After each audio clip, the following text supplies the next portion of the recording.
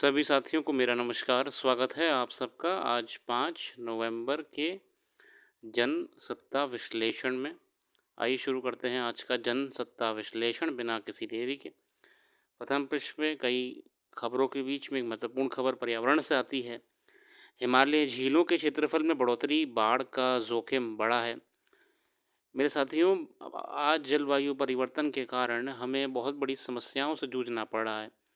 चाहे वो मौसम का बदलना, अत्यधिक गर्मी पड़ना, अत्यधिक वर्षा होना या जल समुद्रों में, ओशंस में, महासागरों में जलवायु परिवर्तन, ग्लोबल वार्मिंग, गर्मी की वजह से वनस्पतियों में नष्ट होना या उनकी तादाद कम होना, इन सही कई कारणों के बीच में और समस्याएं मानव जाति के सामने आती हैं कि हिमालय हिमखंड पिघल रहे हैं, जिससे निर्माण होता है आपकी हिमानी झीलों का। और जब ग्लेशियर होता है आपका, जब ग्लेशियर आपका पिघलता है तो वो अपने निकट हिमानी झीलें बना देता है, बहुत बड़ी होती हैं। यही धीरे धीरे पानी बहते बहते नदियों के सहारे अन्य भौगोलिक क्षेत्रफलों में पहुंचाती हैं। अब समस्या ये हो रही है कि ज़रूरत से ज़्यादा पिघलने के कारण हिमानी झीलें ओवरफ्लो होने का डर है। इसे कहा जाता है ग्लेशियल लेक आउटबर्स्ट, GLOF। इसके बारे में हमने वेबसाइट पे एक डिटेल में ब्लॉग दिया है, आप वहाँ पर जाके पढ़ भी सकते हैं। तो ग्लेशियल लेक आउटबर्स्ट जो होता है, आउटफ्लो जो होता है, ये एक बहुत बड़ी समस्या हो जाता है, जो है निचले स्तर पे मानव बस्तियाँ होती हैं या जंगल होते हैं या जो भी होती हैं भौगोलिक आकृति। हम विशेषकर यहाँ पे मानव बस्तियों की बात कर रहे हैं। ग्लेशियर लेक आउटबर्स्ट या आउटफ्लो होने से लद्दाख, हिमाचल, उत्तराखंड के रिहायशी इलाके बहुत बुरी तरह प्रभावित होने वाले हैं। सिक्किम, अरुणाचल प्रदेश, लद्दाख, उत्तराखंड, हिमाचल इत्यादि। रिपोर्ट में कहा गया है कि जलवायु परिवर्तन के कारण हिमालयी क्षेत्र में हिमनद झीलों और अन्य जल निकायों का कुल क्षेत्रफल 2011 में 5,43,400 हेक्टेयर से 24 में लगभग 6 लाख मान लीजिए हेक्टेयर तक वृद्धि के साथ 10.81% 81% बढ़ गया। मतलब कि 10.81% बढ़ चुका है हिमानी झीलों का क्षेत्रफल। जो पहले इतनी सी थी, अब वो इतनी बड़ी हो गई है। कैसे बड़ी हुई है? जो आपके हिमनद होते हैं, ग्लेशियर्स होते हैं, ये जब पिघलना शुरू होते हैं तो नीचे की तरफ पानी इकट्ठा हो जाता है, हिमानी झीलों का निर्माण हो जाता है। डरने की बात यहाँ पे ये आती है कि अब इनके क्षेत्रफल में 10.81% या फिर आप मोटा मोटी मान लीजिए 11% की वृद्धि हो गई है। अब मात्र 11% की वृद्धि होने से खतरा है। तो ये बहुत ही आने वाले समय में भौगोलिक वैज्ञानिकों के लिए चिंता का विषय है और आप इसके बारे में और पढ़ सकते हैं हमारी वेबसाइट पर जाके। वेबसाइट का लिंक डिस्क्रिप्शन में मौजूद है। आज का संपादकीय शुरू करेंगे संवाद से सहमति के खुलते रास्ते। मेरे साथियों, कल्पमेधा पे भी नज़र डाल लेते हैं। प्रगति प्रतिभाशाली तथा पावन हृदय वाले व्यक्ति जिन विचारों को संसार में फैलाते हैं, उनसे संसार में परिवर्तन आता है, एमर्सन साहब ने कहा है। साथ ही लौटते हैं अपने संपादकीय की ओर। तो संपादकीय में हमें बताया गया है एक बड़ी लंबे समय से चल रही समस्या के बारे में। बहुत ही संक्षेप में आपको इससे रूबरू कराता हूँ। कृषि, एग्रीकल्चर। अब सरकारें अभी भी इतनी करोड़ों लाखों की योजनाओं के बाद, मोटे मोटे आवंटनों के बाद किसानों के लिए कुछ बेहतर नहीं कर पा रही हैं, ऐसा किसान मानते हैं। क्योंकि लगातार बीते कई सालों से किसानों ने धरना दे रखा है। आज भी पंजाब हरियाणा कई क्षेत्रों में, जैसा इस लेख में बताया भी गया है, किसानों ने चक्का जाम कर रखा है। उनकी शर्तें हैं, मांगे हैं, MSP और फूड प्रोक्योरमेंट। FCI अपना गोदाम बड़ा करे, गोदाम में रखने की जगह नहीं होती है। FCI, फूड कॉरपोरेशन, सरकारें मिडलमैन को हटा दें, जो दलाल बन के बीच में सारी कमाई करते हैं, किसानों को कुछ नहीं मिलता है।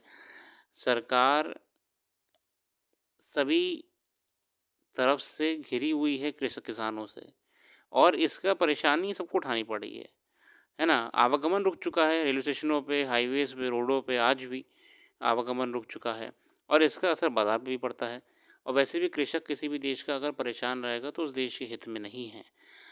पंजाब की जनता परेशान थी कि त्योहार के दिन हैं, व्यवसाय में खरीद और बिक्री के दिन हैं।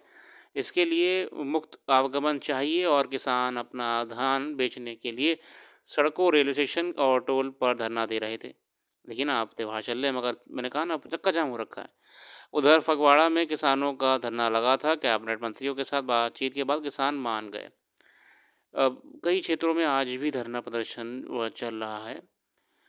अब बड़ी समस्या जैसे मैं आपको बताया कि मिडलमैन, बिचौलिए, आड़तिए आड़तियों कमीशन का मुद्दा भी है यहाँ पे। धान तेज़ी से ना उठाए जाने की भी शिकायत है।